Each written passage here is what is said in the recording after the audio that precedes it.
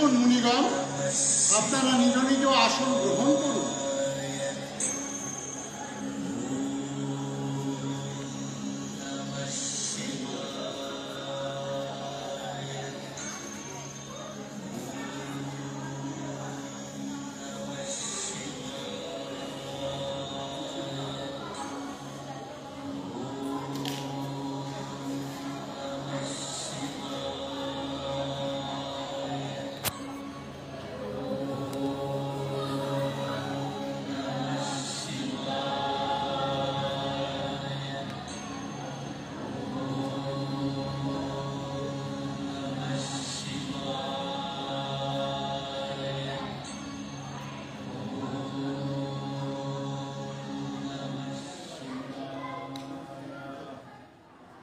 ভূমিকা শেষ। আসুন আমরা যা শিখেছি তা অনুশীলন করি। এটি একটি বিস্ময়কর পরীক্ষা, এতে বিন্দুমাত্র ত্রুটি থাকা উচিত নয়। আমাদের প্রণাম গ্রহণ করুন মুনিবর। সর্বদা প্রেমময় থাকুন। আপনারা কি উদ্দেশ্যে এখানে এসেছেন? হে মুনিবর, আপনি নাট্যশাস্ত্র রচনা করবার পর থেকে হৃদয়ের গভীরে নানা প্রশ্ন জেগেছে। সেই সব প্রশ্নের উত্তর খুঁজতে আপনার শরণাপন্ন হয়েছি। কৃপা করে মার দর্শন করুন। জিজ্ঞাসা করুন, দ্বিধা করবেন না। গুরুদেব, এই নাট্যশাস্ত্র কিভাবে সৃষ্টি হলো? এর উদ্দেশ্যই বা কি? আপনি খুব ভালো প্রশ্ন করেছেন। এই প্রশ্ন নাটকের জন্য নয়, জীবনের জন্য। এটা যদি মানুষ লালসা ও লোভের কারণে অধুন্নত হয়, তখন দেবরাজ ইন্দ্র ব্রহ্মার কাছে প্রার্থনা করেন যে এমন কিছু মাধ্যম থাকতে হবে যাতে দেখা এবং শ্রবণ একই সাথে হয়, যাতে মানুষ ধর্ম, শিক্ষা এবং মোক্ষের পথে নিজেকে ফিরিয়ে নিয়ে যেতে পারে। কিন্তু গুরুদেব, বেদ হলো জ্ঞানের ভাণ্ডার। বেদের মধ্যে লুকিয়ে আছে সমস্ত জগতের রহস্য। বেদ নিজেই এই উদ্দেশ্য পূরণের জন্য যথেষ্ট। তবে কেন এই নতুন বেদ? যাতে এটি সবার কাছে গ্রহণযোগ্য হয়, সাধারণ মানুষকে নাটকের মাধ্যমে শিক্ষার পথে, জ্ঞানের পথে নিয়ে যেতে পারে। এই শুভ উদ্দেশ্য নিয়ে ব্রহ্মা 4টি বেদের উপাদান একত্রিত করে নাট্য বেদ রচনা করেছে। নাটকে আপনি যে লেখাটি শুনছিলেন, ব্রহ্মা তার ঋগ্বেদ থেকে নিয়েছে। এই সুন্দর গান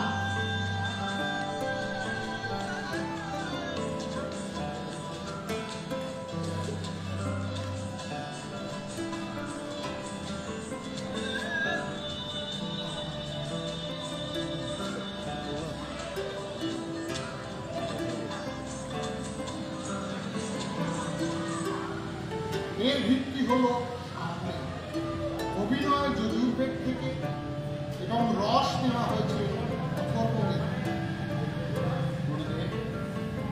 নাটকটা কি শুধুই ভক্তদের জন্য লেখা? না, দানবরা ব্রহ্মাকে এই প্রশ্ন করেছিলেন। ভগবান ব্রহ্মা বললেন নাটক সবার জন্য। এটি দেবতা, অসুর এবং মানুষের সমস্ত শুভ এবং অশুভ কাজের জন্য দায়ী। এটি ক্রিয়া, যারা বেদনা ও দুঃখে ভুগছেন তাদের সান্ত্বনা দেওয়ার জন্য। এটি সমস্ত রস, ক্রিয়া, শাস্ত্র অন্তর্ভুক্ত রয়েছে। এমন কোনো জ্ঞান নেই, কাজ নেই যা নাটকে দেখা যায় না। আশ্চর্যজনক! সমগ্র সৃষ্টির বার্তা, পার্থিব ও আধ্যাত্মিক, শিক্ষা সব শিল্প জীবনের প্রতিনিধিত্ব করে। হ্যাঁ ঋষিরা, আমরা নাটককে সব শিল্পের উৎপত্তি বলতে পারি, না হলে বলতে পারি সব শিল্পের সঙ্গম। মুনিবর, থিয়েটার শিল্প আমাদের বেঁচে থাকার বিশ্বাস।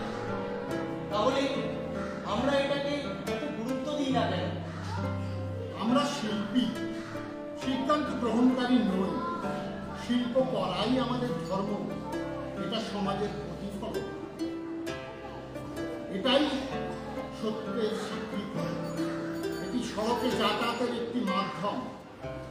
থিয়েটার জাতি, ধর্ম এবং ভূগোল অতিক্রম করে এবং সামগ্রিক সম্মানের কথা বলে। আজও থিয়েটার সমাজের রূঢ় অবস্থা দূর করতে সাহায্য করে। এই শিল্প নিঃসন্দেহে পৃথিবীকে স্বর্গে পরিণত করতে পারে। সমাজ শিল্প ও শিল্পীদের প্রাপ্য স্থান দেবে, এই আশা ও প্রত্যাশা নিয়েই আমরা থাকি। ঋষিরা আপনাদের স্বাগত জানাতে তাদের উপস্থাপনা প্রস্তুত করেছেন এবং আপনারা অপেক্ষা করছেন। চলো নাটক উপভোগ। এই জাতি উন্নতি হোক এবং সকলের আশা পূর্ণ হোক। আপনারা পৃথিবীতে সর্বদা সমৃদ্ধ এবং সুখী থাকুন। পৃথিবী সর্বদা খোলা থাকুক এবং ওপরের আকাশ থাকুক। ভদ্রলোক হও এবং সর্বদা নির্ভীক হও, তবেই পশুদের বিনাশ হবে।